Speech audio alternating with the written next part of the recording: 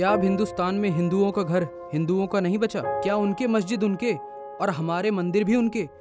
क्या हम भीख में मिली हुई जमीनों पर ही पूजा करते रहेंगे?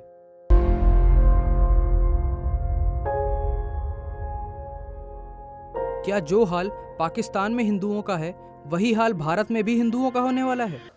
I am a Pakistani Hindu, and I want to tell you something about my experience. I was told every single day to convert to Islam. क्या हिंदुओं की कहे जाने वाली बीजेपी सरकार हिंदुओं के लिए कुछ करेगी? 1200 साल पहले काबुल हिंदू था, 1000 साल पहले कंडार हिंदू था, 100 साल पहले तक तो लाहौर हिंदू था, 70 साल पहले कराची भी हिंदू था, 50 साल पहले ढाका और 30 साल पहले तक तो कश्मीर हिंदू था।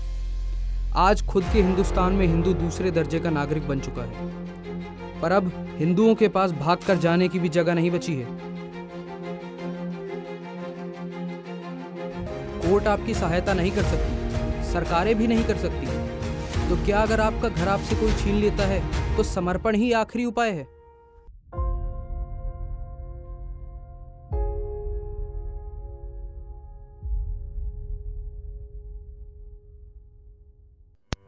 नमस्ते, मैं हूं अरिहंत एक्सप्लेन्स।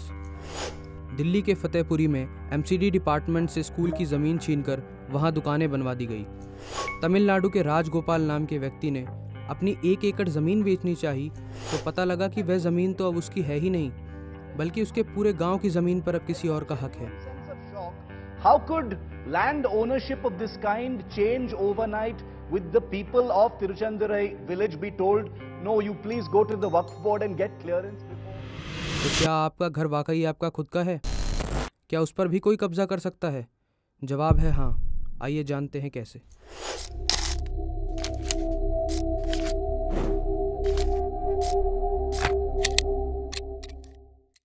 न सिर्फ भारत का पार्लियामेंट या दिल्ली का हाई कोर्ट, बल्कि दिल्ली की 77% प्रॉपर्टी वक्फ के अंडर आती है। यही नहीं, देश में सरकार के बाद सबसे ज़्यादा ज़मीन मेजॉरिटी हिंदू के पास नहीं बल्कि माइनॉरिटी के वक्फ के अधीन है। तो आइए सबसे पहले जानते हैं कि वक्फ है क्या। वक्फ एक्ट को इंडिया की पार्लियामेंट में 1995 में पास किया गया। इसका मकसद तो मुसलमानों की प्रॉपर्टी को मैनेज करने से था, बट अब वह इतना भयावह रूप ले चुका है कि वह किसी की भी प्रॉपर्टी पर अपना हक जमा सकता है, जिसे उसे साबित करने की भी कोई ज़रूरत नहीं।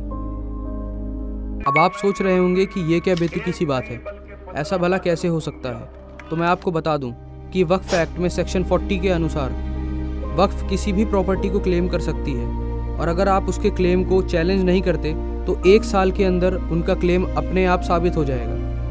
पर मज़े की बात तो ये है कि उन्होंने ज़मीन को क्लेम किया, ये उन्हें आपको बताने की ज़रूरत भी नहीं है। तमिलनाडु बहुत ज़्यादा चर्चा में है। पेरम्बूर जिला कोलत्तूर गांव, वहां 70% पॉपुलेशन मुस्लिम्स की हो गई। उन्होंने कहा जी अब मंदिरों में पूजा बंद हो जानी चाहिए, हमारी धार्मिक भावनाएं हर्ट होती हैं, बिकॉज हमारी नज़र में वो पाप है।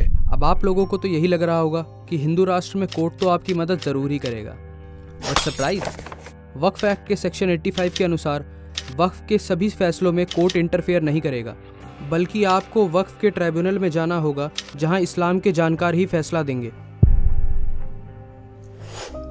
अब आपको तो यह भी अन्याय ही लग रहा होगा, तो आप सोच रहे होंगे कि वक्फ की कोर्ट से तो ज़मीन मिलने से रही, क्यों ना अपनी ज़मीन पर खुद ही कब्जा कर लिया जाए।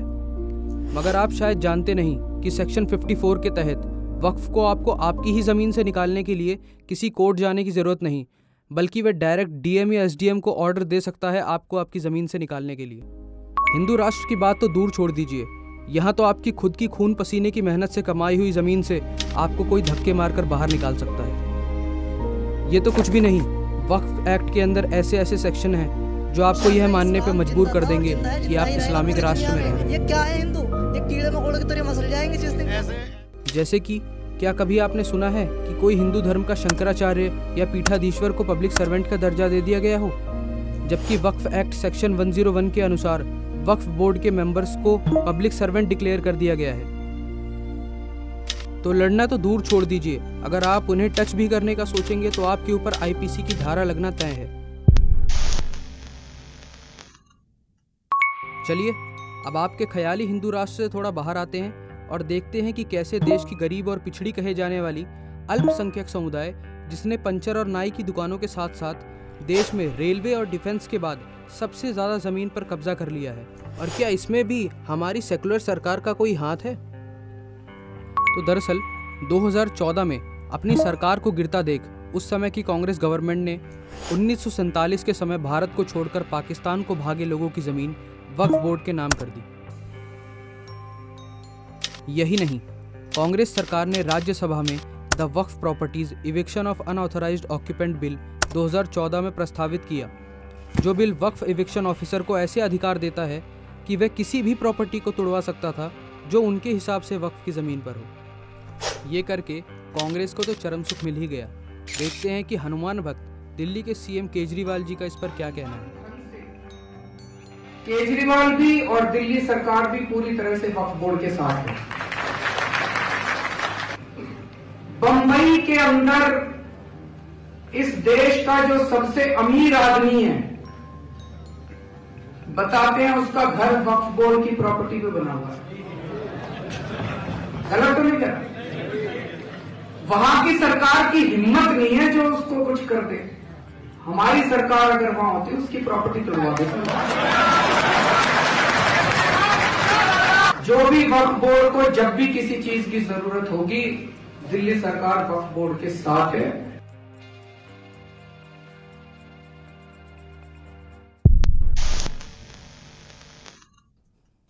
अब रही बात भारत की सबसे बड़ी नेशनल पार्टी यानी भारतीय जनता पार्टी की, तो बीजेपी के अश्वनी उपाध्याय ने इस बिल की वैलिडिटी को चैलेंज करते हुए सुप्रीम कोर्ट में पिटीशन दाखिल की, जिसे सुप्रीम कोर्ट ने एंटरटेन करने से साफ साफ इनकार कर दिया और उसे बाहर का रास्ता दिखा दिया।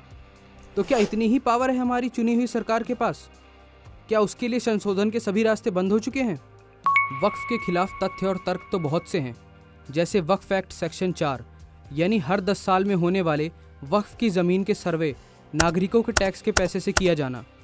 अगर हिंदुओं के पैसे से इस्लाम की ज़मीन का सर्वे हो रहा है, तो क्या अयोध्या के राम मंदिर में या फिर ज्ञानव्यापी मंदिर में या कृष्ण जन्मभूमि में क्या भारत का अल्पसंख्यक पैसे देगा?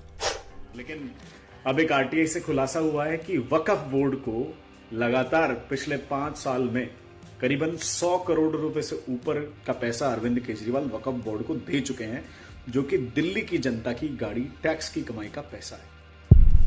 अपनी ज़मीन वक्फ कर देना मतलब अपनी ज़मीन इस्लाम और अल्लाह के नाम कर देना। तो क्या काशी के महादेव का मंदिर भी अल्लाह का और इस्लाम का है?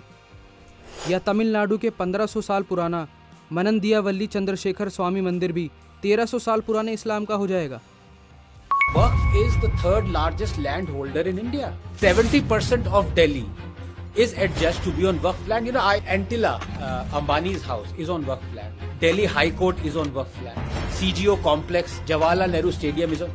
Central Vista is on Waqf land. वो तो out of courtesy नहीं कर रहे हैं उस पर क्लेम, मतलब Supreme Court ruling has said once a Waqf, always a Waqf. वक्फ यहाँ की ज़मीन के पीछे इस कदर पड़ गया है मानो उनके पूरी गोल पृथ्वी पे हिंदुस्तान ही चपटा दिखाई पड़ रहा है, और चपटी धरती और इस्लाम का तो पुराना नाता रहा है। पर क्या इन तथ्य और तर्कों से कुछ लाभ होगा? इतने तर्क सुनकर तो विंस्टन चर्चिल का एक कथन याद आता है, while a Hindu elaborates his argument, a Muslim sharpens his sword.